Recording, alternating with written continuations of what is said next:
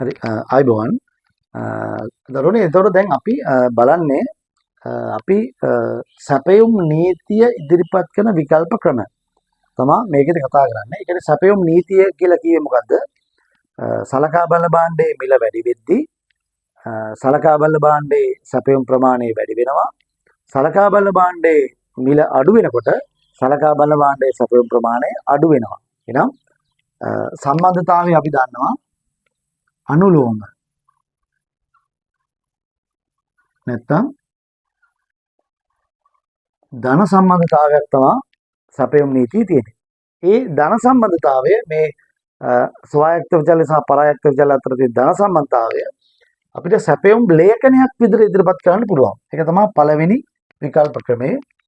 සැපයුම් වක්‍රයක් විදිහට ඉදිරිපත් කරන්න පුළුවන්. තුන්වෙනි ක්‍රමය තමයි සැපයුම් සමීකරණයක් විදිහට ඉදිරිපත් කරන්න පුළුවන්. හරි. එහෙනම් අපි මුලින්ම බලමු සැපයුම් ලේඛනයක් විදිහට කොහොමද මේක ඉදිරිපත් කරන්න කියලා. ඉතින් ලොකු දේවල් ටිකක් නැහැ. මේ පැත්තේ අපි සලකා බල භාණ්ඩයේ මිල සටහන් කරගන්නවා.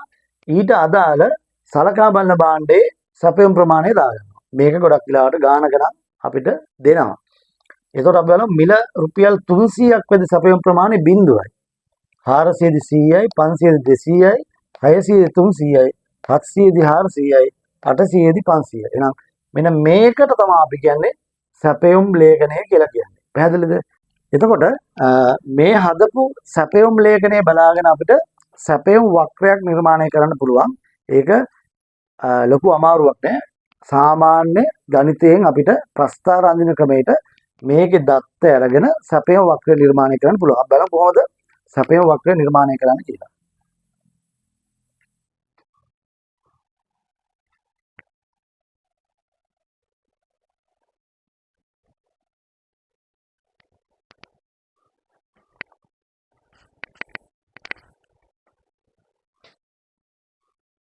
හරි මේ පැත්තට දාගන්නවා සලකා බලන භාණ්ඩයේ මිල px මේ පැත්තට දානවා සලකා බලන භාණ්ඩයේ සැපයුම් ප්‍රමාණය. දැන් මේකේ ප්‍රමාණ ටික දාගන්නවා.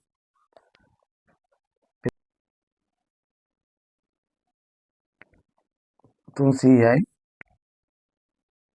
400යි 500යි 600යි 700යි 800යි මේ විදිහට. පැහැදිලිද? මේ පැත්ත දානවා බිඳු වෙන 100. මෙතන බිඳුවනේ.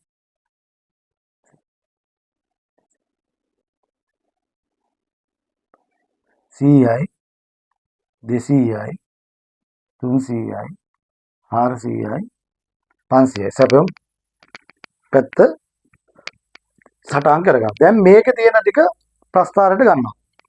මිල 300 දී 0යි. මිල 300 දී 0යි. මෙතන. මිල 400 දී 100යි. මිල 500 දී 200යි.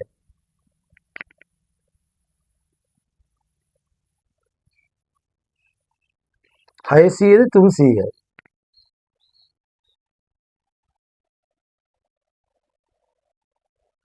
700ද 400යි.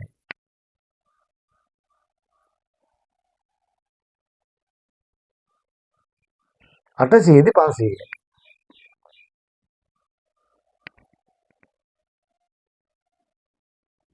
එහෙනම් මේ ලක්ෂ ටික යා කරලා අපි රේඛාවක් නිර්මාණය කරගන්නවා.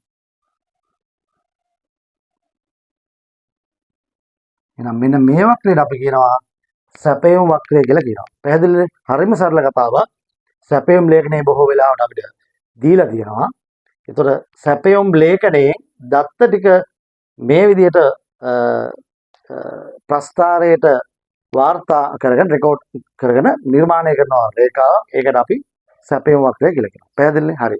දැන් අපි සැපයුම් ලේඛනයේ හරි සැපයුම් වක්‍රය හරි. පැහැදිලිනේ? දැන් එනවා අපි සැපයුම් සමීකරණයට එනවා. එනවා ඔයගොල්ලෝ දන්නවා සැපයුම් සමීකරණය වෙන්නේ QS x සමානයි A ධන BP. QS x සමානයි A ධන BP. QS x කියලා කියන්නේ සලකා බලන භාණ්ඩයේ සැපයුම් ප්‍රමාණය. Px කියලා කියන්නේ සලකා බලන භාණ්ඩයේ මිල. හරි. දැන් බලමු මොකද්ද මේ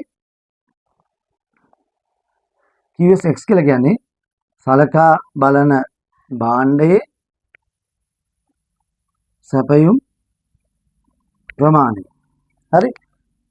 PX කියලා කියන්නේ සලකා බලන භාණ්ඩයේ මිල.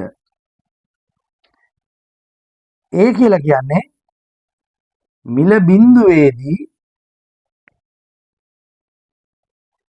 සැපයුම් ප්‍රමාණය. පැහැදිලිද? හරි. මෙන්න මේ B කියලා කියන්නේ මෙන්න මේ සැපයුම් වක්‍රයේ බෑවුමේ පරස්පරය.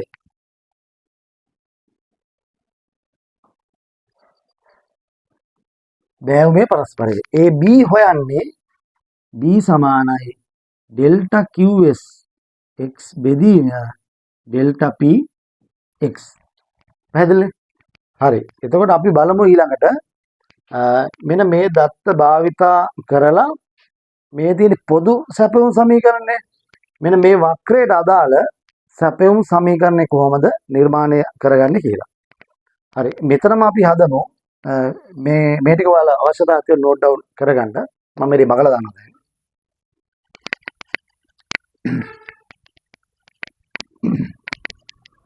හරි. එතකොට සැපයුම් සමීකරණය අපි දාන පොදු සැපයුම් සමීකරණය QS සමානයි A ධන BP x. හරි. මේකදී පළවෙනි පියවර වෙන්නේ පළවෙනි පියවර අපි හොයාගන්න ඕනේ B හොයාගන්න B සෙවීම. B කියලා කියන්නේ බෑවුමේ පරස්පරය. හරි. එතකොට අපි B හොයන්න අපි දන්නවා B සමානයි ඩෙල්ටා QS x බෙදනවා ඩෙල්ටා P x වලින්. හරි. මෙන්න මේකෙන් අපිට ගන්න පුළුවන් මේ දෙකක් අතර ඩෙල්ටා කියලා කියන්නේ වෙනසනේ. QS වල වෙනස මෙන්න මෙතන. වැඩි වෙලා තියෙනවා ධන 100කින්. ඒකට දාන මෙතන වැඩිලා තියෙනවා ධන 100කින්. පැහැදිලිද? හරි. එතකොට ඩෙල්ටා QS ධන 100යි බෙදනවා ඩෙල්ටා PX ධන 100යි. එතකොට එනවා 100 බෙදීම 100 කියලා කියන්නේ ධන 1යි. එහෙනම් B සමානයි ධන 1යි. ඊළඟට අපි මේ සමීකරණේ B කෙනාගේ දන්නවා. ඊළඟ අපි හොයාගන්න ඕනේ A. දෙවන පියවර A සෙවීම. ඒකටම අපි ගන්න පුළුවන් මේ සැපයුම් සමීකරණම ලියාගෙන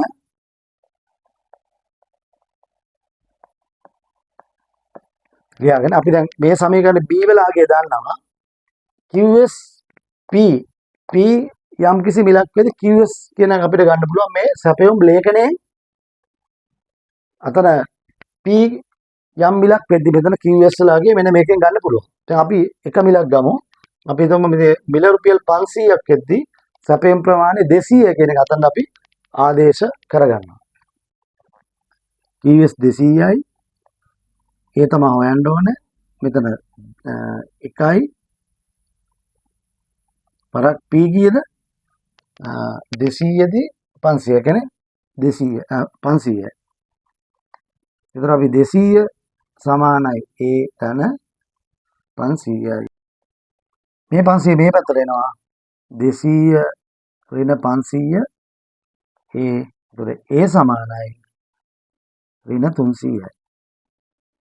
එතකොට අපි දැන් ගාව දැන් B වෙලාගේ තියෙනවා A වෙලාගේ තියෙනවා මෙතන පොදු සමීකරණයට QS සමානයි A ධන BP කියන සමීකරණය මෙයාගේ දෙක අපි ආදේශ කරගන්නවා.